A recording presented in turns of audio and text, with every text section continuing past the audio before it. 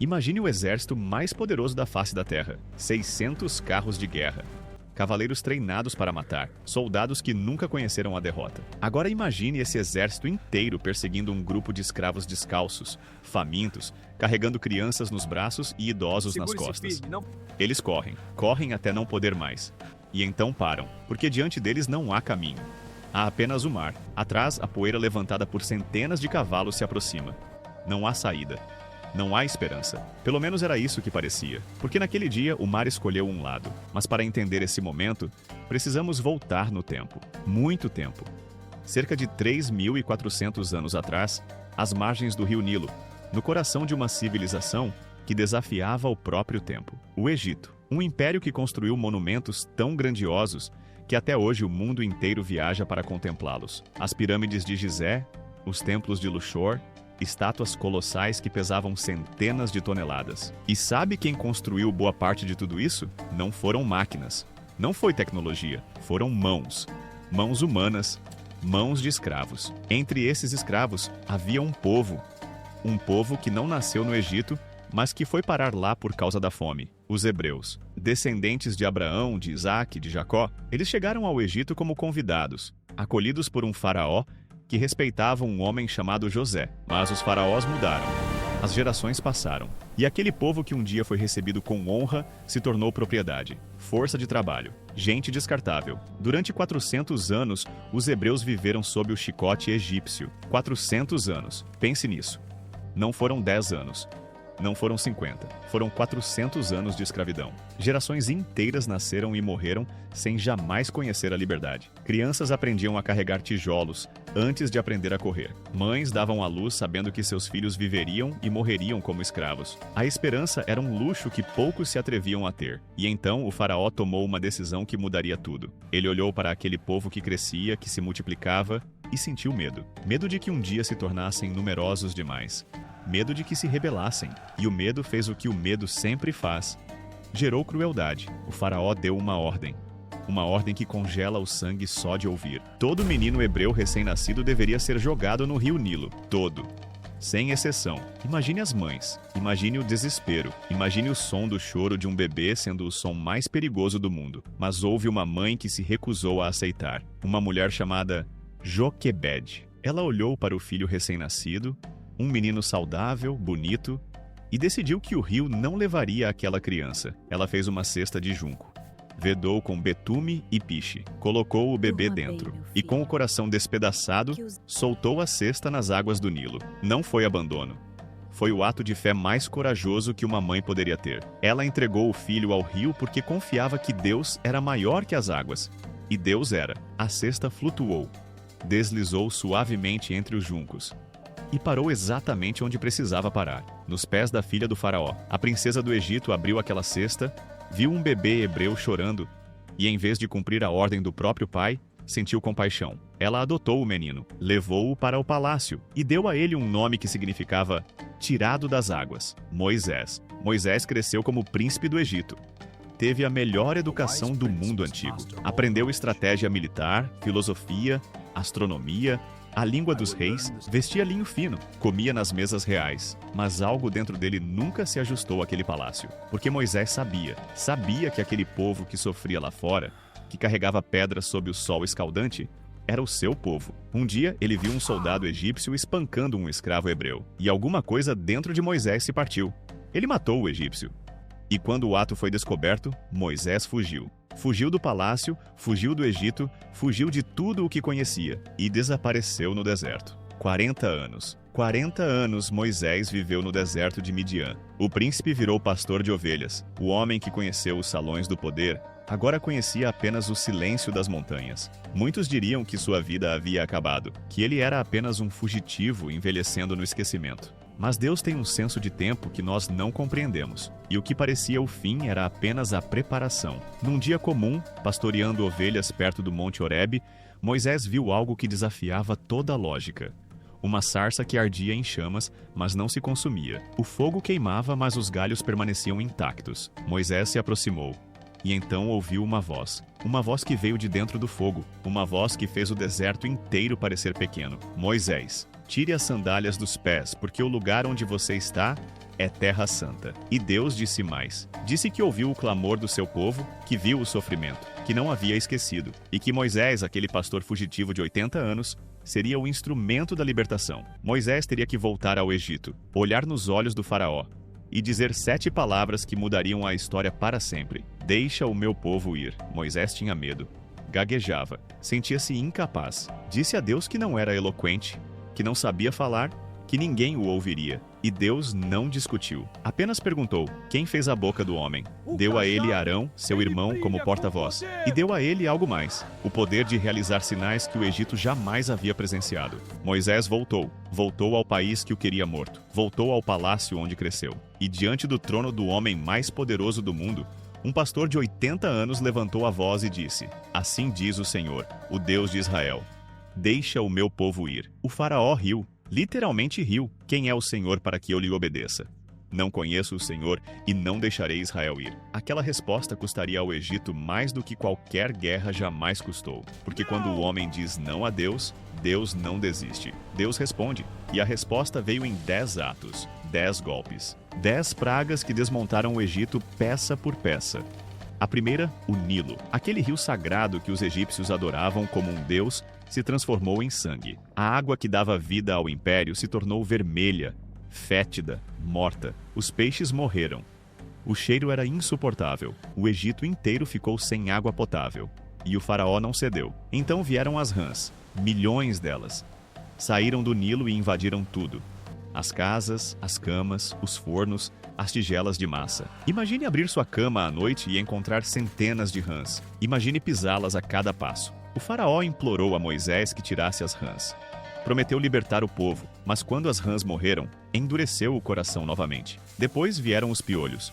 Surgiram do próprio pó da terra. Infestaram pessoas e animais. Os magos do Egito, aqueles homens que haviam imitado os 2 primeiros sinais, tentaram reproduzir este.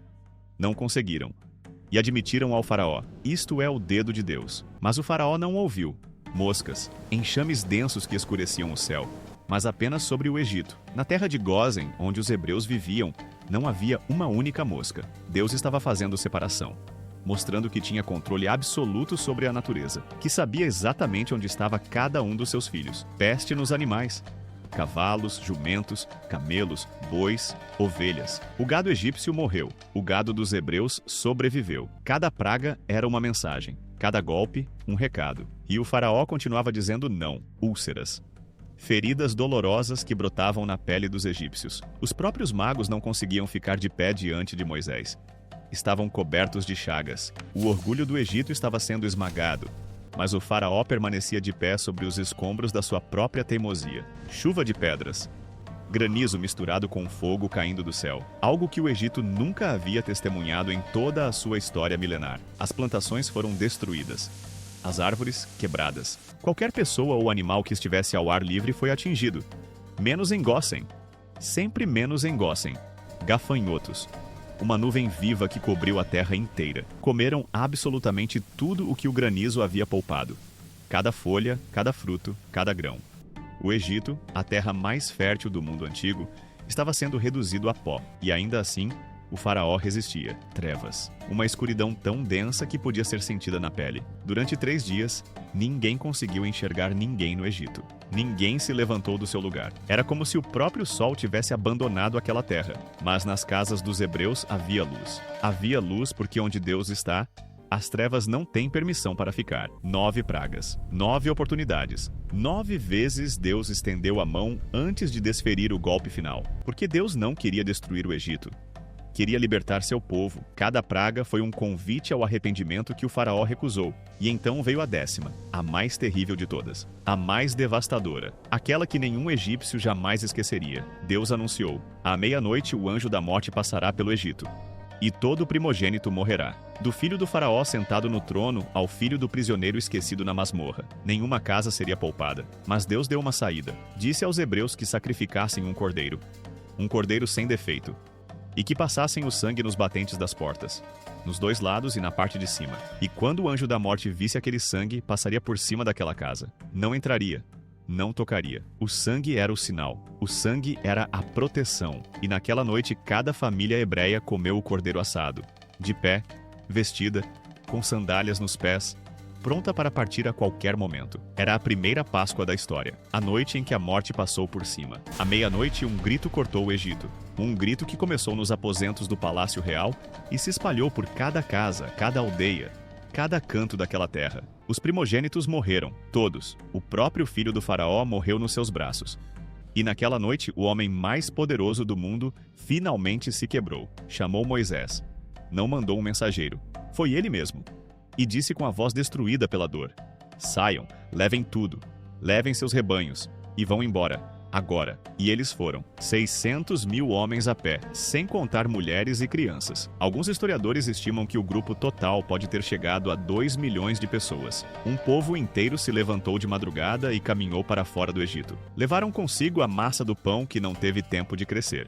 E por isso até hoje se come pão sem fermento na Páscoa. Levaram ouro, prata e roupas que os próprios egípcios lhes deram, desesperados para que partissem o mais rápido possível. Após 430 anos de cativeiro, os filhos de Israel eram livres. Mas a história não termina aqui. Na verdade, o momento mais dramático de toda essa saga ainda estava por vir. O faraó se arrependeu. O orgulho é uma doença que não se cura com uma única noite de luto. Quando a dor mais aguda começou a diminuir, a raiva tomou o seu lugar. O que foi que fizemos? Ele disse aos seus generais: deixamos nossos escravos irem embora. Quem vai construir nossos templos? Quem vai erguer nossos monumentos? E reuniu o exército. 600 carros de guerra escolhidos a dedo, os melhores cavalos, os melhores soldados, a elite militar do mundo antigo, a máquina de guerra mais temida que a humanidade já havia produzido até então, e partiu em perseguição aos hebreus. Os hebreus caminhavam pelo deserto em direção à liberdade prometida quando alguém olhou para trás, e o que viu gelou o sangue de todos. A poeira se levantando no horizonte, o brilho inconfundível do bronze e do ouro sob o sol do deserto, o som distante, mas crescente, de centenas de cavalos galopando. O exército do Egito vinha atrás deles, e diante deles, bloqueando qualquer possibilidade de fuga. O Mar Vermelho, sem pontes, sem barcos, sem passagem, apenas água até onde os olhos podiam alcançar. O pânico tomou conta do povo como fogo em palha seca. Gritaram contra Moisés com toda a amargura do desespero. Não havia sepulcros suficientes no Egito para que nos tirasses de lá para morrer neste deserto. O que fizeste conosco? Era melhor servir os egípcios do que morrer aqui. O medo fez com que a escravidão parecesse melhor do que a liberdade. É o que o medo sempre faz. Ele distorce tudo. Faz o cativeiro parecer segurança e a liberdade parecer morte. Mas Moisés, aquele mesmo homem que um dia gaguejou diante de uma sarça em chamas, aquele que disse a Deus que não sabia falar, aquele pastor de ovelhas que fugiu do Egito com medo da própria sombra, esse homem agora, diante do mar e do exército, falou com uma firmeza que só pode vir de quem conhece pessoalmente o Deus vivo. Ele disse ao povo palavras que atravessaram os séculos e que ecoam até hoje. Não tenham medo. Fiquem firmes e vejam o livramento que o Senhor vai fazer por vocês hoje. Esses egípcios que vocês estão vendo agora, nunca mais os verão. O Senhor vai lutar por vocês, e vocês ficarão em silêncio. E Deus disse a Moisés: por que você está clamando a mim? Diga ao povo que marche. Levante o seu cajado, estenda a mão sobre o mar e divida-o. O que aconteceu em seguida é, sem exagero algum, o momento mais extraordinário de toda a história antiga. Moisés estendeu a mão sobre o mar. E Deus enviou um vento oriental forte, violento, que soprou durante toda aquela noite. E o mar obedeceu. As águas se dividiram, se abriram como duas muralhas imensas, uma à direita e outra à esquerda. E no meio, onde antes havia apenas profundidade e morte, apareceu terra seca, não lama, não areia encharcada, terra firme e seca, um caminho no meio do impossível. E ao mesmo tempo, Deus se colocou entre o seu povo e o exército. A coluna de nuvem que guiava os hebreus durante o dia se moveu para trás deles. Para os hebreus, a nuvem irradiava luz, iluminando o caminho na escuridão. Para os egípcios, era trevas absolutas. O mesmo Deus que era luz para uns, era escuridão impenetrável para outros. E durante toda aquela noite, os dois grupos ficaram separados. Deus era a muralha. O povo atravessou. Centenas de milhares de pessoas caminharam entre paredes de água que se erguiam dos dois lados como torres líquidas. Imagine essa cena por um instante. Imagine o som do vento. Imagine olhar para o lado e ver a massa escura da água contida por uma força invisível. desafiando toda a lei conhecida da natureza. Imagine as crianças de olhos arregalados apertando a mão dos pais sem entender direito o que estava acontecendo, mas sentindo que algo maior do que tudo guiava aqueles passos. Imagine os mais velhos, aqueles que nasceram escravos, que viveram a vida inteira sob o chicote, que nunca ousaram sonhar com um momento assim, caminhando em terra seca com lágrimas escorrendo pelo rosto enrugado pelo sol. Cada passo era um milagre. Cada metro era uma declaração de que Deus não havia esquecido. Quando o último hebreu pisou em terra firme do outro lado, o exército egípcio avançou. Entraram no leito seco do mar com toda a confiança da maior potência militar do planeta. 600 carros de guerra rolando sobre a terra que Deus havia secado para seu povo. Os cavalos galopavam. Os soldados gritavam seus gritos de guerra. Estavam convencidos de que, onde escravos descalços haviam passado, guerreiros treinados certamente também passariam. Mas estavam errados. Deus olhou para aquele exército no meio do mar e agiu. As rodas dos carros começaram a se soltar. Os eixos travavam. Os cavalos tropeçavam e caíam. A formação militar perfeita se desfez em caos. E então, no meio da confusão, uma onda de terror percorreu as fileiras dos soldados. Eles finalmente entenderam onde estavam. Entenderam com quem estavam lidando. E gritaram uns para os outros em pânico absoluto. Fujam! Fujam dos israelitas! O Senhor está lutando por eles contra nós. Mas já era tarde. Deus disse a Moisés: estenda a mão sobre o mar. E Moisés estendeu. As muralhas de água tremeram, oscilaram e desabaram, com toda a fúria represada de uma noite inteira. Com toda a força de um oceano inteiro obedecendo ao comando do seu Criador. As águas voltaram ao seu lugar. Cavalos, carros, cavaleiros, capitães, soldados, todos cobertos, todos engolidos, todos destruídos. Não sobrou um único sobrevivente. O texto bíblico é categórico. Nenhum só restou. O exército mais poderoso do mundo antigo, aquele que fazia nações inteiras tremerem apenas ao ouvir seu nome, foi silenciado em questão de minutos pelas mesmas águas que minutos antes haviam aberto caminho para um bando de escravos descalços e sem armas. Naquela manhã, quando o sol nasceu sobre o deserto, o povo de Israel estava do outro lado, vivos, inteiros, livres, e na praia, as ondas mansas devolviam à areia os restos silenciosos do exército que jurou destruí-los. Escudos de bronze, pedaços de carros, corpos de soldados. O povo olhou para aquela cena e entendeu. Entendeu com uma clareza que nenhuma palavra poderia traduzir. Não foram eles que venceram. Não foi a força deles. Não foi a estratégia deles. Não foi a coragem deles. Foi Deus. Foi somente Deus. E o livro do Êxodo registra que naquele dia o povo temeu ao Senhor e creu nele, e em Moisés, seu servo. E então algo lindo aconteceu. Moisés abriu a boca e cantou. E o povo cantou com ele. Um cântico de vitória que é considerado um dos textos poéticos mais antigos de toda a Bíblia. Cantarei ao Senhor, porque triunfou gloriosamente. Lançou no mar o cavalo e o cavaleiro. O Senhor é a minha força e o meu cântico. Ele se tornou a minha salvação. E Miriam, a irmã de Moisés, aquela mesma menina que décadas antes havia vigiado a cesta do irmão no Nilo, agora já uma mulher idosa, pegou um tamborim nas mãos, e todas as mulheres de Israel a seguiram, e dançaram. Dançaram na beira do mar, com os pés na areia molhada, com o vento nos cabelos, com o horizonte aberto pela primeira vez em 430 anos. Escravos que ontem carregavam tijolos nas costas, agora dançavam como reis e rainhas. Porque é isso que Deus faz. Ele pega o que o mundo descarta e transforma em tesouro. Ele reescreve finais que todo mundo já deu como certos. O Egito tinha o exército. Os hebreus tinham apenas a fé. O Egito tinha 600 carros de guerra reluzentes. Os hebreus tinham uma promessa sussurrada séculos antes a um homem chamado Abraão. O Egito tinha o faraó, o homem-deus. Os hebreus tinham o Deus verdadeiro. E quando Deus se levanta a favor de alguém, não existe exército, não existe mar, não existe faraó. Não existe circunstância que permaneça de pé. Esta história aconteceu há mais de 3.000 anos. Os impérios que testemunharam esses eventos viraram pó. Os tronos ruíram. As estátuas se desgastaram. Mas esta história continua sendo contada. Em todas as línguas, em todos os continentes, em todas as gerações. Por quê? Porque ela não é apenas história antiga. Ela é um espelho para quem está vivo agora. Talvez hoje você esteja preso no seu próprio Egito. Talvez o faraó da sua vida tenha outro nome. Talvez ele se chame doença, dívida, depressão, solidão, vício, rejeição, luto, medo. Talvez você esteja caminhando e tenha olhado para trás e visto o inimigo se aproximando. E talvez tenha olhado para frente e visto apenas o mar, sem saída, sem caminho, sem esperança visível. Mas se essa história nos ensina uma única coisa, que seja isto: o mesmo Deus que ouviu o clamor de escravos no Egito há 3.400 anos, é o mesmo Deus que está ouvindo o seu clamor neste exato instante. Ele não mudou, ele não envelheceu, ele não se aposentou, ele não perdeu 1 grama sequer do seu poder. E ele não esqueceu de você. Ele não esqueceu o seu nome. Ele não esqueceu a sua dor.